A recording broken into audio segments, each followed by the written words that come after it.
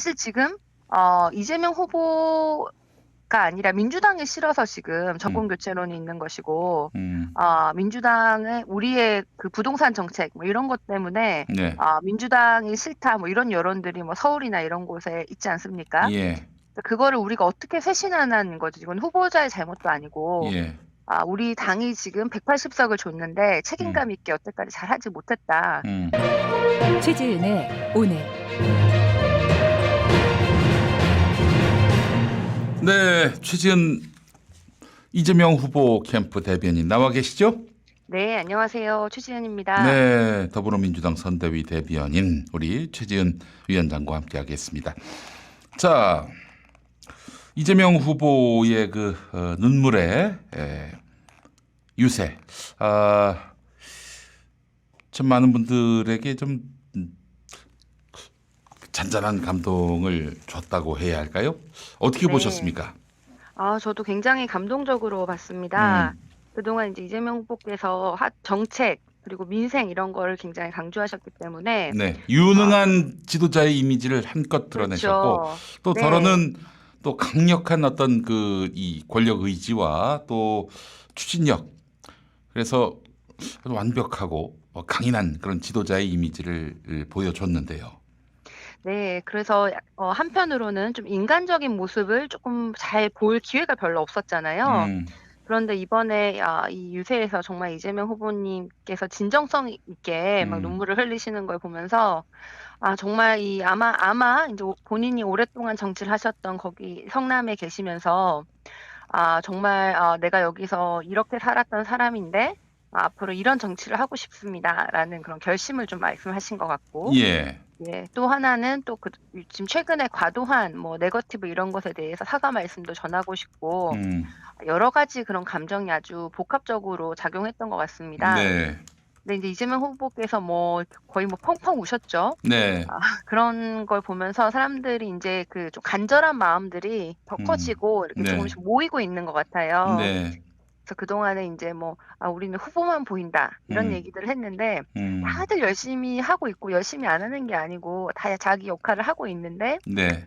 뭐 그런 언론의 지형이라든지 또 우리의 메시지 이런 것들이 인제 후보님이 좀 많이 부각되는 편이 있었는데, 네, 네, 이 후보님의 인제 감성적인 모습을 보면서 우리는 인제 후보님이 굉장히 든든했는데, 네, '우리가 쪼금 더 도와드려야 되겠다.' 음, 이런 인제 마음이 더 들어 가지고 네.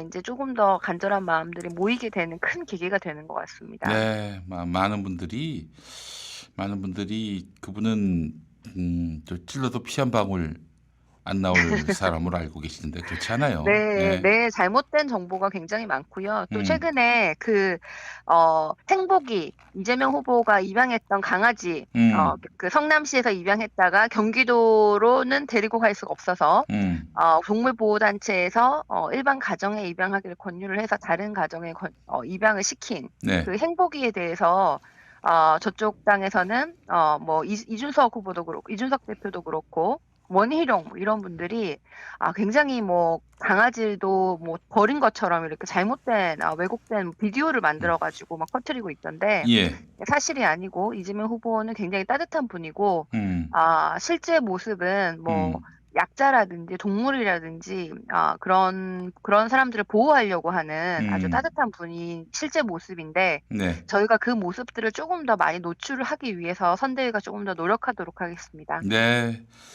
그래요. 알겠습니다. 어, 지금 민주당 송영길 대표 또 이재명 후보 측근으로 불리는 7인회 이 인사들이 기득권을 내려놓았습니다. 이걸 두고도 이제 민주당 내에서 여기 호응해야 되는 거 아니냐, 자기 희생에 본이 필요하다 이 목소리도 나오고 있는데 이분들이 어떻게 이런 입장을 내게 됐는지 그 과정을 좀 설명해 주시겠습니까?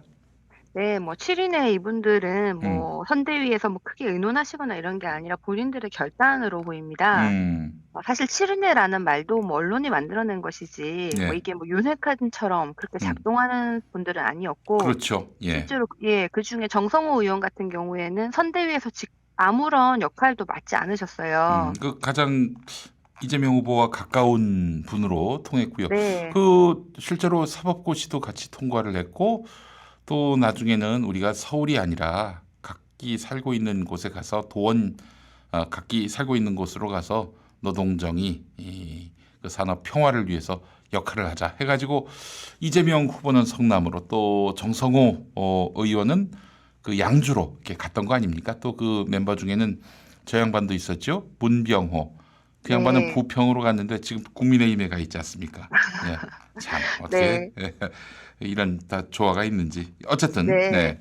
그래서 정성호 의원 같은 경우에 정말 친한 동지죠. 30년 이상 된 동지인데 네. 최측근이라고 할 수 있는데 그분이 일부러 선대위에서 아무런 역할을 맡으시지 공식직 역할을 맡지 않고 음. 뒤에서 그렇지만은 음. 선대위에서 활동하고 있는 분들을 많이 응원해 주시고 지지해 주시고 그러셨어요. 네네네.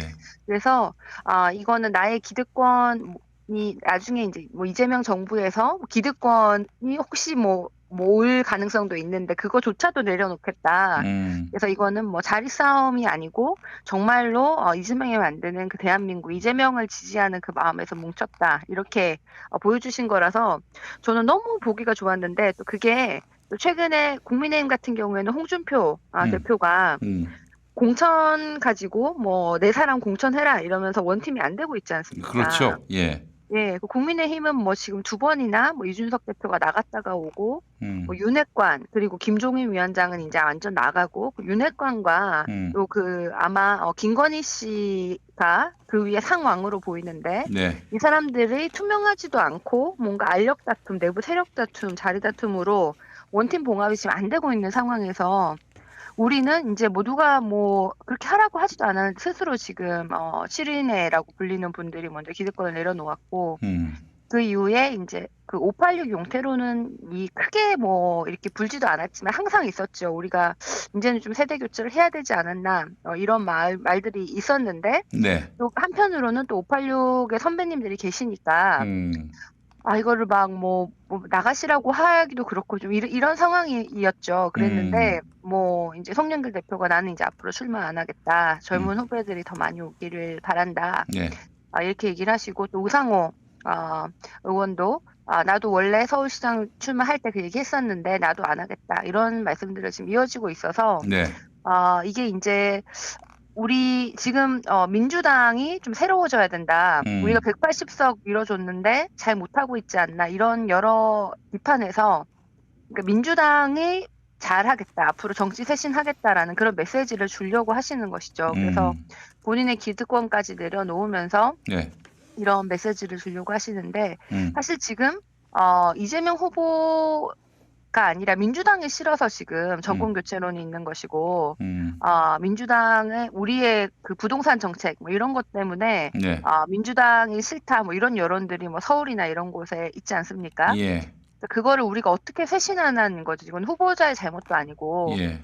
우리 당이 지금 180석을 줬는데 책임감 있게 여태까지 잘하지 못했다. 여기에 대해서 우리가 정말 반성하는 모습을 좀 보여주는 면이 있다고 생각을 하고요. 네. 근데 저는 이게 뭐 386 세대가 뭐 이렇게 뭐 몇 분에서 내려놓는다라고 해결될 일은 아니라고 보입니다. 뭐 예를 들어서 뭐 3선 이상 지역구에서 연임을 하는 경우에 사상부터는 좀 네. 뭐 페널티를 준다든지 뭐 아니면 못하게 한다든지 하는 정치 개혁뿐만 아니라 또 좀 더 장기적으로는 우리가 그런 지역주의, 영호남의 지역 독식 이런 거에 대한 정치 형태에 대해서 이걸 좀 뭐가 잘못되어 있다. 선거 제도를 바꿔야 된다. 이러고는 얘기 나왔던 게 뭐 연동형 비례제 이런 거 아니었습니까? 네. 생각해보면 지난 총선 전에. 예. 근데 그거 한다고 해놓고는 또 위성정당을 저쪽 당에서 만드니 우리도 할 수밖에 없다. 그리고는 결국은 우리도 위성정당을 만들었고 막 거의 뭐 1박 2일 만에 뭐 갑자기 누군가 갑자기 어느 전화를 받고 국회의원이 되고 이런 상황들이 이어졌죠. 그렇죠. 예. 그렇게 해서 우리가 180석을 만들었는데 그게 과연 옳았나? 이런 것에 대한 좀 비판과 반성도 좀 있어야 될 때가 아닌가 이런 생각이 들고 그래서 지금 당장 뭐 선거에서 뭐 내가 기득권을 내려놓을 테니 몇 %가 올라간다 이게 아니라 네. 정말 정치 개혁 우리가 정말 잘못한 게 뭐고 정치 개혁에서 필요한 것이 뭔가 그래서 좀 큰 아젠다, 이재명 정부에서는 음. 이런 변화를 만들겠다는 큰 메시지를 던지는 것으로 이게 끝나야지, 뭐 한두 분의 나 임명직 안 하겠다, 나 이제 선출직 안 나가겠다가 아니라 그래서 우리가 이루고 싶은 게 뭔지에 대한 고민과 거기에 대한 정책 제안으로 이 논의가 이어지기를 바랍니다. 네, 그래요.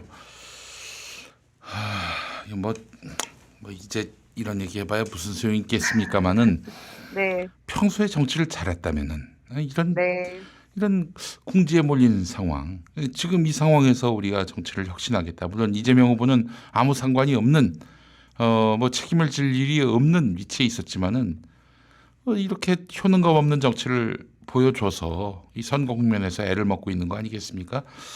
이제라도 뭐 할 수 없어요. 이재명의 당이 돼가지고 이재명은 개혁한다, 기득권 혁파한다 이 이미지를 국민들에게 남은 시간 동안 이제 느끼게 만들어야 하는 것이죠. 예, 그래요. 하나만 더 여쭤보겠습니다. 그 네, 윤석열의 그 이 대북관, 대미관 좀 네, 위험수위입니다. 그 한반도 평화 또 국제 정세 전문가이기도 한 최지은 대변인 보시기에는 이 미국에서도 지금 비오고 있지 않나요? 윤석열의 이런 어떤 안보관, 그 외교관, 네. 예, 제가 어제도 미국 대사관분들을 만났는데, 네, 이제 양쪽의 후보에 대해서 굉장히 궁금해하죠. 그렇죠. 미국에서도 이 후보는 어떨까, 저 후보는 어떨까 이렇게 궁금해하면서도, 음, 뭐 다 이제 윤 후보에 대해서 좀 불안감을 다 비칩니다. 네, 그리고 말씀하신 것처럼 외신에서도, 음, 아, 더 디플로마시라는, 더 힐이라는 곳이었는데요. 음, 좀 전문지에서 기고한 글인데, 학자가 음, 기고한 글인데, 원래는, 이재명 후보가 원래는, 안티 아메리카, 반미고, 음, 윤석열 후보가 친미처럼 보이지만 들여다보면, 네, 윤석열 후보는 아무 경험이 없고, 한미 관계와 외교를 흑과 백처럼 이분법으로 나누기 때문에 굉장히 음, 불안하다. 이런 네, 내용으로 기고가 되어 있어요. 외국 네, 신문에. 네, 그래서 지금 그게 이제 외국 사람들이 보기에 한국 두 후보가 비교가 되는 것이고, 음, 저는 지난번에 그 선제 타격론을 얘기를 했을 때 윤석열 후보가 음, 정말 저런 사람이 우리나라 대통령 되면은 음, 너무너무 불안할 것 같다. 당장 음, 이제 뭐 안보만 불안한 게 아니라 네, 주식도 막 이런 뭐 북한이 만약에 미사일을 쏘는 상황이 되면은 주식 음, 시장도 막 널뛰기를 다시 할 것 같고 옛날처럼 네, 네, 뭐 투자자도 빠져나갈 것 같고 경제에도 큰 영향을 미칠 것 같다고 생각이 들었습니다. 음, 최근에 안타깝게도 지금 북한이 지금 계속 미사일을 쏘고 있어요. 예, 근데 여기에 대해서는 당연히 우리 정부가 할 말은 하고 음, 강하게 대응해야 된다고 생각합니다. 음, 문재인 정부 때보다도 이재명 후보는 훨씬 더 북한에 강한 메시지도 내고 네, 강경한 대응을 할 건데 그럼에도 불구하고 윤석열 후보처럼 얘기를 하면은 어제 북한이 미사일 쐈으니까 우리는 어제 북한에 선제 타격을 했어야 돼요. 그럼 음, 우리가 지금 이런 상황에서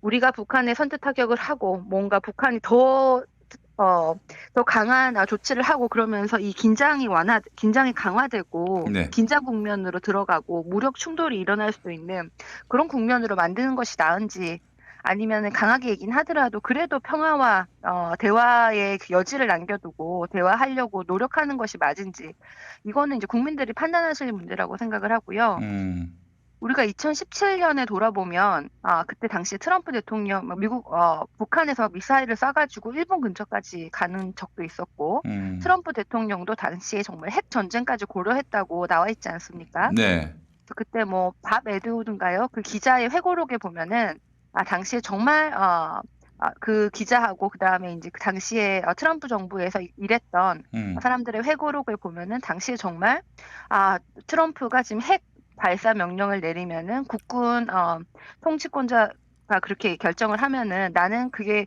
굉장히 위험한 것 같은데 나는 이제 군인으로서 이걸 따라야 되나 반대해야 되나 이런 거 막 고민하는 장면이 그려져 있어요. 네, 이게 2017년의 상황인데 음, 우리가 지금 뭐 문재인 정부의 대북 정책이 옳지 않았다라고 얘기를 하지만은 네, 그때 남북 정상하고 북미 정상회담 하면서 긴장 국면, 전쟁 날 것 같은 그 긴장 국면이 평화 국면으로 바뀐 것만 해도 음, 그거 자체가 성과입니다. 물론 이제 그 이후에 조금 더 구체적으로 진전이 없었다는 건 굉장히 아쉬운 일이죠. 음, 그런데 이런 방향을 놔두고 선제 타격을 하겠다는 거는 윤석열 후보는 지금 이 상황을 잘 알고 있지도 못하고 윤석열 후보의 그 그젠가요? 발표한 외교 안보 정책을 보면은 앞뒤가 다 안 맞고 본인이 한 말하고도 말이 안 맞습니다. 그래서 예. 본인이 지금 공약 내용 알고 있지도 못하고 본인도 오락가락하고 그 공약이 다 뭐 일단은 다 뭐 선제 타격해야 되고 뭐 국방 안보 해야 되고 이러는데 박근혜 정부 공약이랑 거의 비슷합니다. 그런데 실제로 박근혜 정부 시절에 군사력을 보면은 하나도 증가되지 않았는데 오히려 문재인 정부 때 국방비가 2~3% 정도 증가했고 우리가 핵과 관련돼서도 여러 가지 조치를 취했고 미사일에 대해서도 방어 체계도 강화했고 또 이재명 후보는 핵 잠수함까지 한다는 거 아닙니까? 그래서 이걸 겉으로만 막 이렇게 허세처럼 우리가 강하게 할 거야라고 얘기만 하는 것은 아무런 도움이 되지 않고 겉으로는 평화를 얘기를 하면서도 뒤에 국방력을 강화하는 것이 진짜 강한 대통령이죠. 그렇죠. 네. 예, 그래서 윤석열 후보는 정말 아무것도 모르고 너무 이런 사람에게 우리나라의 우리 핵이 있는 그 대한민국에서 우리나라의 그 평화와 우리의 생명과 안전을 맡기는 것은 너무나 불안한 일이라고 생각이 듭니다. 네, 알겠습니다. 자, 최지은 대변인 오늘 말씀 잘 들었습니다. 네, 고맙습니다.